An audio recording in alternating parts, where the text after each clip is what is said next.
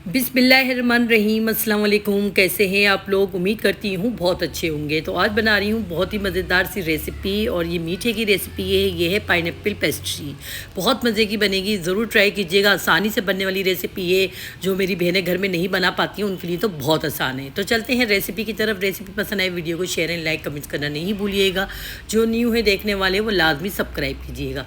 यहाँ मैंने ली है कांच का बॉल, यानी कि एक ओवन प्रूफ डिश है ये, और इस पर मैंने ऑयल लगा दिया। ऑयल लगाने के बाद हम क्या करेंगे, इसमें लगा देंगे ये बटर पेपर। अगर आपके पास बटर पेपर नहीं हो कोई मसला नहीं है, आपने क्या करना है, ऑयल लगा देना। ऑयल लगाने के बाद मैदा छिड़क देना है, वो भी बटर पेपर का ही काम करेगा।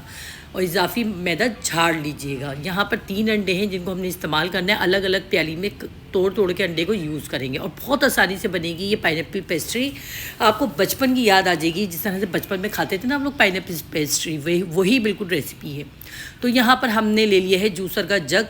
एक सिंपल जूसर का जग ले लिया है, जिसमें हमने ये 1 बाय 1 एक एक अंडा तोड़ के डाल दिया है। आपके सामने ही मैं डाल रही हूँ, क्योंकि अलग अलग प्याली में तोड़ने का मकसद ये होता है कि एक कोई अंडा ख़राब हो तो वो दूसरे अंडों को ख़राब ना करे। तो यहाँ पर मैंने देखिए ये सिंपल चाय का जो पीने वाला कप होता है ना, ये वही कप का साइज़ है, और हमने इस पर पिसी हुई चीनी डाल दी है। इसी कप से हम और आगे सारे मेजरमेंट करेंगे। तो यहाँ पर देखें मैंने अंडा और 1 कप पिसी हुई चीनी को डाल के खूब मशीन को चला दिया है, और इसी कप से आधा कप ऑयल ले लिया है। आप चाहें घी भी यूज़ कर सकते हैं और मक्खन भी यूज़ करते हैं, मैंने ऑयल में बनाया है। तो यहाँ पर आधा कप मैंने ऑयल भी डाल दिया है, और 1 कप पिसी हुई चीनी डाली है, और 3 अंडे। अच्छे से देखे मैंने जूसर को चला लिया था, यानी कि देखें ये इसको ब्लेंडर को चला लिया था अपने अच्छे से। देखें ये अच्छा सा पफ़ी सा मिक्सर बन गया है। बॉल के अंदर डाल दिया है। अब छन्नी रख दी है ऊपर, उस पर यही कप लिया है, और इसी कप से मैं 1.5 कप मैदा डालूंगी। ये देखें 1 कप लिया, फिर आधा कप लिया, यानी कि 1.5 कप मैदा। अब हम इसमें करेंगे क्या, इसमें ये करेंगे कि हम इसमें डाल देंगे 1 टीस्पून भर के बेकिंग पाउडर, खाने का सोडा नहीं, बेकिंग पाउडर। आप 1 से 2 चुटकी डालेंगे खाने का सोडा, और 1 से 2 चुटकी डालेंगे इसमें नमक, ताकि मीठे को बैलेंस कर दे, मज़ा आए इस केक खाने में भी। यहाँ पर हमने देखें ये सब छान लिया। छानने के बाद हम इसको स्पॉन्चले से आराम से मिक्स कर लेंगे, इस तरह से।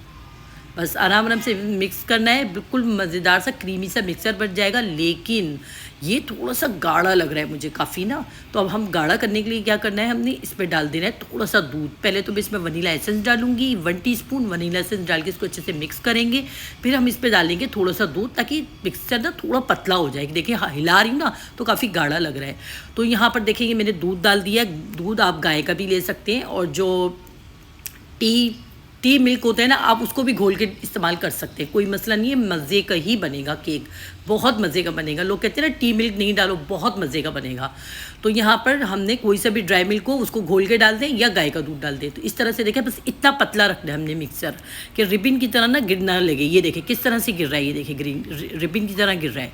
बस मिक्सर को पतला कर लिया थोड़ा सा, और इस तरह से देखें ये कंडीशन होनी चाहिए, बिल्कुल यही टेक्स्चर होना चाहिए, क्रीमी केक बनेगा। तो यहाँ पर देखें इस तरह से हमने इस डिश में अपने डाल दिया है सारा। ये देखें इस तरह से पूरा मिक्सर डिश में डाल दिया, और अच्छे से चारों तरफ फैला लेंगे इसको। फैलाने के बाद 3 से 4 दफ़ा टप टप करना है, यानी कि इसको झटकना है इस तरह से करके। इससे क्या होगा, केक को कहीं से भी क्रैक्स वगैरह नहीं पड़ेंगे, और तरीके यानी कि अच्छा बनेगा केक। यहाँ देखिए मेरे पास एक पतीला था, इस पर मैंने स्टैंड रखा था, नीचे नमक डाला हुआ है, उसको पहले से गर्म करने रखा हुआ था मैंने हल्की आंच पे। ये एक बड़ा सा पतीला है जिसको मैंने ना ओवन बनाया हुआ है अपना। इतना बड़ा पतीला था, मेरे किसी काम का नहीं था, लेकिन क्या है इसमें पिज़्ज़ा केक बहुत अच्छा बनता है, मोमोज वगैरह भी बहुत अच्छे बनते हैं। तो इसलिए मैंने एक पतीले को अपने इस्तेमाल में ले लिया है। यहाँ मेरे पास सिंपल ये व्हिप क्रीम है, और नीचे देखें बॉल के अंदर मैंने बर्फ़ कूट के डाल दी है। और बर्फ़ डालने के बाद, और ये क्रीम जो है ना हमने इसमें रख दी है, उसको हमने क्या करना है, 2 चम्मच पिसी हुई चीनी डालनी है। और चीनी डाल के हमने इसको सिंपल अपने एक बीटर होता है ना उससे चला देनी है। आपके पास जो स्पॉन्चला होता है ना दही फेंटने वाला, आप सिंपल उससे भी अच्छे से फेंटेंगे ना तो आपका काम बन जाएगा। और अगर आपके पास व्हिप क्रीम नहीं हो, व्हिप क्रीम जो होती है ना केक वाली, तो आप कोई मसला नहीं है। आपके पास जो सिंपल क्रीम होती है, घर की मलाई होती है, वो ले लें, या जो डिब्बे वाली क्रीम सिंपल होती है जो हम लोग खाते हैं अक्सर पराठों के साथ, ब्रेड पे लगाकर खाते हैं, आप वो क्रीम भी ले लें, बहुत मज़े की लगेगी। 45 मिनट हुए थे पकते हुए केक को। 45 मिनट बाद मैंने चेक करा, देखें ये पोजीशन है। मैंने ठंडा कर लिया इसको। ठंडा करने के बाद बिल्कुल हल्की आंच पे पकाया था, क्योंकि पहले से मैंने गर्म करने रखा हुआ था ना पतीला, तो हमें ज़रूरत नहीं पड़ी। तो यहाँ देखें मैं इसको इस तरह से साइड के किनारे इसके अलग अलग कर रही हूँ, और इस पर ना इस शाही शिल्क की डंडी से ना सुराख कर रही हूँ मैं इस पर। ये देखें इस तरह से करके सुराख भी कर रही हूँ बार बार ना। इसको मैं निकाल दूंगी ताकि आराम आराम से ना टूटे नहीं, निकल जाए। ठंडा कर लिया पहले मैंने। 45 मिनट में हमारा केक तैयार हो गया था, क्योंकि मैंने पतीले को पहले से गर्म करने के लिए रखा हुआ था। तो यहाँ देखें, आप खुद देख लें, मैंने निकाल लिया इसको एक अलग ट्रे में, और पीछे से बटर पेपर निकाल रही हूँ मैं। वापस से मैंने इसी डिश में वापस से डाल दिया इसको, ठीक है, वापस से इसी डिश में डाल दिया। और देखिए इस तरह से शाही शिल्क की डंडी, आपके पास कांटा हो ना, आप कांटे से कर लीजिएगा अगर आपके पास शाही शिल्क की डंडी ना हो।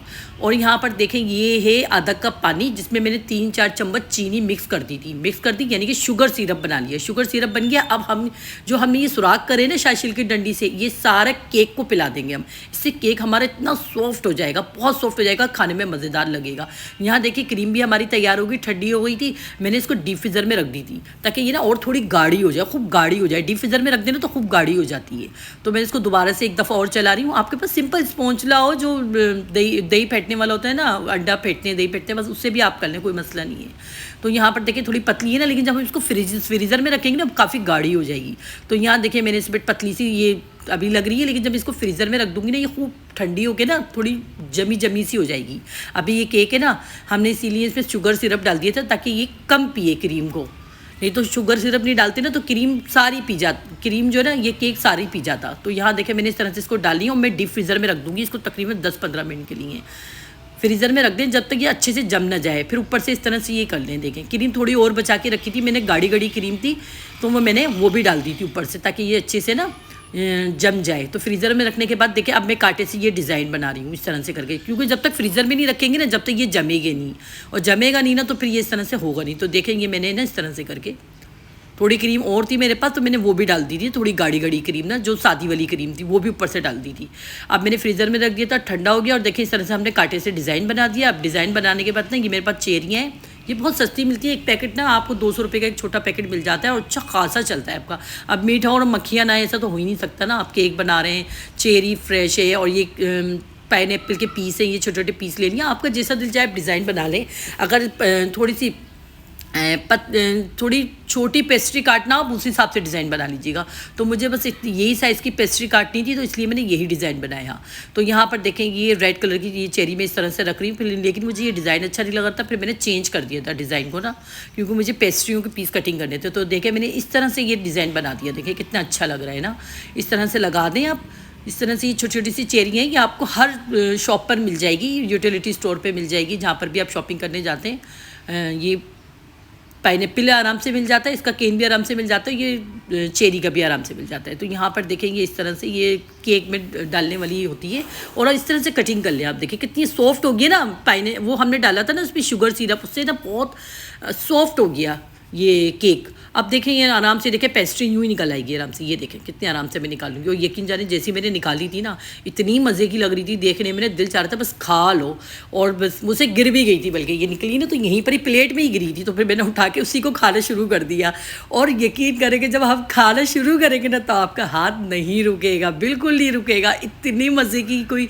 और आप यकीन करें मीठा बिल्कुल बैलेंस था इसका, कोई बहुत ज़्यादा मीठी नहीं थी, बहुत मीठा नहीं था, बहुत मज़े की बनी थी ये पाइनएप्पल पेस्ट्री। अगर आप इसे पतले साइज़ काटेंगे तो और ज़्यादा आपके पास ज़्यादा पीस आ जाएंगे। मज़ेदार सी पाइनएप्पल पेस्ट्री बनी है, बहुत मज़ेदार है, बचपन की याद ताज़ा हो जाएगी, ज़रूर ट्राई कीजिएगा। तो मिलते हैं नेक्स्ट वीडियो में अच्छी सी रेसिपी के साथ। लेकिन जाते जाते प्लीज़ वीडियो को शेयर कर दें, लाइक कर दें, कमेंट्स कर दें। जो न्यू है देखने वाले वो लाजमी सब्सक्राइब कर दें। बहुत गर्मी में डपिंग करती हूँ मैं, पूरी पंखे खिड़कियाँ बंद करके, ऐसा लगता है कि कब्र में बैठे हुए हैं, घर में नहीं बैठे हुए हैं, इतनी गर्मी होती है, पता नहीं मुँह से क्या क्या बातें निकल जाती हैं। आप यकीन करें मेरी तरफ से बहुत ज़्यादा सॉरी अगर किसी का मैंने दिल दुखाया हो, अगर किसी से मेरे से गलत बात कोई हो गई हो तो आप